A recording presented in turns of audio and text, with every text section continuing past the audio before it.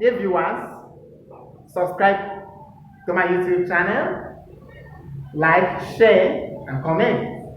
In our today's class, we are going to look at the skeleton. The skeleton is defined as a connective tissue which gives support, protection, and protects also the vital organs of the body. It also helps in breathing, also in blood formation. It should be noted that all bones in infants is being used in blood formation, that is in red blood cell formation. That is why the quantity of red blood cell in infants is much than in the adults. The study of the bone is known as osteology. In our today's class, we have different forms of skeleton. It is incorrect for us to define the skeleton as the bony framework of the body, because there are some living organisms which possess skeleton without the bone. Example, the worm and insect. So we define skeleton as a connective tissue which have different forms, like the cuticle. We also have what? The cuticle. We have the cuticle, we have the cartilage, cartilages, cuticles, cartilages, and we also have what? The bones, as what? We call these forms of skeleton. Forms of skeleton. We have different types of skeleton. The types of skeleton here, types, we have it as what?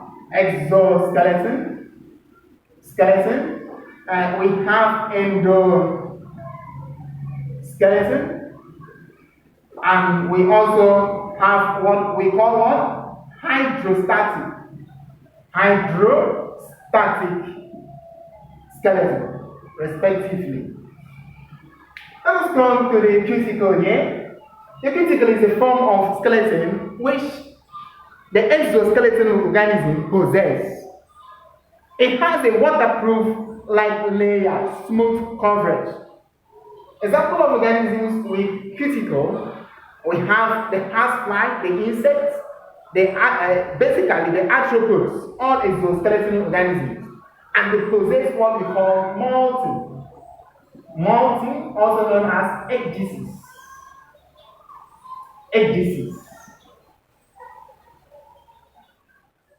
As shading of exoskeleton. We have the cartilages. The cartilage here is a form of skeleton which is being made up of a living cell called the chondroblast. The living cell here is known as what? Chondroblast. Also with protein known as collagen. It helps to cushion the effect of bone to bone. It twists. It is flexible. It helps in twisting of the body, movement. While the bone here, we have a living cell in the bone known as osteocytes. In addition to calcium carbonate and calcium phosphate, basic non-living components of the bone. You see, there are some organisms that possess just the cartilage, like the cartilaginous species. There are some organisms and animals that possess what? Both the cartilage and the bone in addition, like in human beings. We have different types of what? Cartilages, such as the hyaline cartilage, elastic cartilage, and the fibro cartilage in the body. Like the protruding part of the nose here, the nostrils, is a cartilage. The pinna here is made up of a cartilage. The epiglottis in between the digestive and the respiratory system and the neck region where food passes, the epiglottis and glottis, which prevents the passage of food particles into the respiratory system, is also made up of what? A cartilage.